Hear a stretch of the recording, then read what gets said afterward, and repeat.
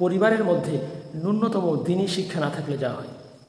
আজ আমাদের সন্তানদেরকে আমরা কি শেখাচ্ছি কারা বাহ্যিক দিক থেকে যারা ইসলামের শত্রু, এরা কিন্তু মিডিয়ার দিক থেকে মানে দেশের আইডল, কিন্তু আমাদের যে প্রকৃতপক্ষে যে সমস্ত আইডলগুলো আছে, খালিদ বিন ওয়ালিদ, হযরত আবু বকর রাদিয়াল্লাহু তাআলা আনহু, হযরত উসমান রাদিয়াল্লাহু তাআলা আনহু, হযরত আলী রাদিয়াল্লাহু তাআলা আনহু, হযরত ওমর ফারুক রাদিয়াল্লাহু তাআলা আনহু, প্রথম যেটা আমাদের আইডল রাসূল করিম সাল্লাল্লাহু আলাইহি সাল্লাম, এই আইডলকে আমরা সন্তানদেরকে পরিচিত না করে দিয়ে এই যে বাহ্যিক দিক থেকে দুনিয়ার কাফের মুশরিকদেরকে চিনিয়ে দিতেছি। দুঃখ, একটা প্রাণ, তাজা প্রাণ ঝরে গেল। এর দায় কে নেবে? এদের মৃত্যুর ভারটা কে নেবে? অবশ্যই তার পিতামাতার কাছে যাবে, কারণ তার পিতামাতা তাকে দিনের ন্যূনতম শিক্ষাটা দেয়নি। এই জন্য হয়তো বা সে এই পতাকা টাঙাতে গিয়ে দুনিয়ার মায়া ত্যাগ করে চলে গেছে। খুব কষ্ট লাগলো এই পিকচারটা দেখে। আর আমি এই কথাটা বলবো না যে খেলা দেখা হারাম। খেলা দেখা আপনি দেখতেই পারেন, কিন্তু খেলা দেখতে গিয়ে যদি আপনি ইমান হারা হয়ে পড়েন তাহলে কিন্তু বড় মুসিবত।